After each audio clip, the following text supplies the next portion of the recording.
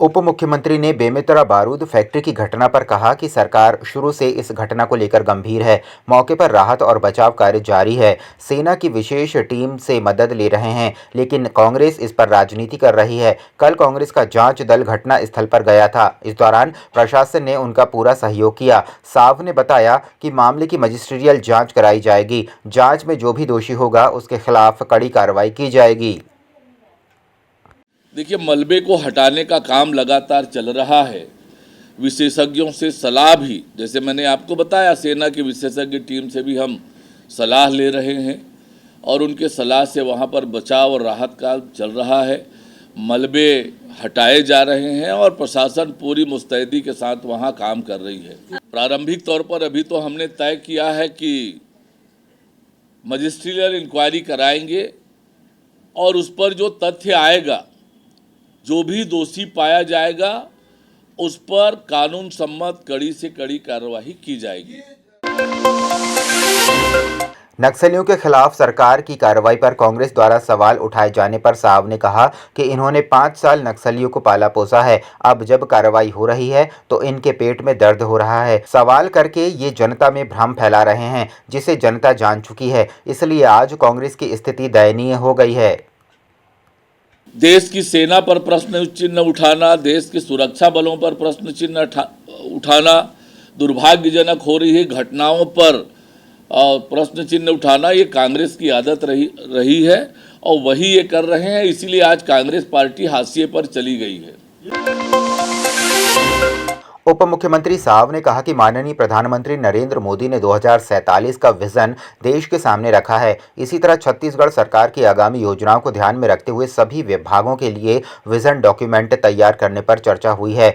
श्री साव ने कहा कि सरकार छत्तीसगढ़ की अर्थव्यवस्था को मजबूत कर विकसित राज्य बनाने के लिए प्रतिबद्ध है। पीएम मोदी के विजन के अनुरूप हमारी सरकार प्रदेश को अग्रणी राज्य बनाने की तैयारी कर रही है।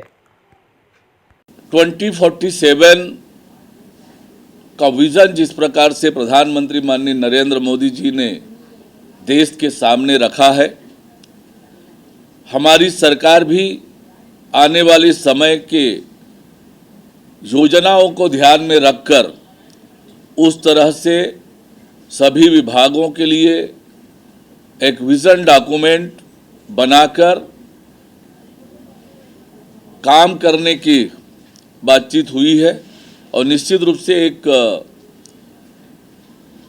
विजन के साथ प्रदेश की अर्थव्यवस्था को मजबूत करने के लिए, प्रदेश को आगे बढ़ाने के लिए और विकसित छत्तीसगढ़ के निर्माण के लिए हमारी सरकार प्रतिबद्ध है और उसकी योजना बनाकर काम करने की शुरुआत हमारी सरकार ने प्रारंभ किया है। अंतर्राज्यीय अमन गैंग के 4 शूटर गिरफ्तार होने को लेकर सीएम ने कहा। सीएम साय ने बधाई दी। पुलिस के जवानों को एक अनहोनी घटना घटाने वाली थी, उसका पुलिस ने पर्दाफाश कर दिया। जब से हम लोग सरकार में आए हैं सब ठीक चल रहा है। हम बधाई देना चाहेंगे हमारे पुलिस के जवानों को, जिन्होंने एक जो अनहोनी घटना घटने वाली थी उसको समय रहते उसका पर्दाफाश कर दिए। और जब से हम लोग सरकार में आए हमको लगता है कि सब कुछ ठीक ठाक चल रहा है। बेमेतरा हादसे को लेकर मुख्यमंत्री विष्णुदेव साय ने कहा कि घटना बहुत दुखद है, जिसमें एक ही डेड बॉडी मिली है, बाकी 8 लोगों की बॉडी ढूंढ रहे हैं। हो सकता है मलबे में दब गए हों या ब्लास्ट की वजह से बॉडी के अंश नहीं मिल रहे हैं। जांच हो रही है। हम पीड़ित परिवार के साथ हैं और मृत परिवार को सरकार की तरफ से 5 लाख देने का ऐलान किया है। घायल परिवार को 50,000 देने का कहा है। बाकी बीमा कंपनी से भी जो होगा परिवार की मदद करेंगे। घटना बहुत दुखद है और उसमें एक डेड बॉडी मिला है, बाकी 8 लोग उसमें मिसिंग हैं, उनका पता लगाया जा रहा है। हो सकता है मलबा में दबे हों या फिर ब्लास्ट हुआ तो शरीर का जो बॉडी पार्ट्स है वो कहीं छितर वितर भी हो गया हो, लेकिन इस पर बहुत जल्दी मतलब काम कर रहे हैं और सरकार की तरफ से जो मृत परिवार हैं उनको 5 लाख की घोषणा किए हैं और जो घायल हैं उनको 50,000 की घोषणा किए हैं और कंपनी वाले से भी मृतक परिवार को और घायल परिवार को सहयोग कराएंगे। नक्सल उन्मूलन के लिए गृह मंत्री विजय शर्मा पीसीसी चीफ दीपक बैज से मांगा सुझाव। कहा कि नक्सल उन्मूलन की ओर बस्तर बढ़ चुका है। बस्तर के लोग चाहते हैं कि नक्सलवाद बस्तर से खत्म होना चाहिए, सहयोग करना चाहिए, सियासत नहीं। जवानों के मनोबल को खत्म नहीं करना चाहिए। क्या करना है दीपक भाई, इसको बताना चाहिए। झूठे आरोप दीपक बैज को नहीं लगना चाहिए। 5 सालों तक बस्तर के लिए काम नहीं किया, तथ्यों की परख कर लेनी चाहिए, उसके बाद दीपक बैज को बोलना चाहिए। साय सरकार काम कर रही है तो कांग्रेस को परेशानी है।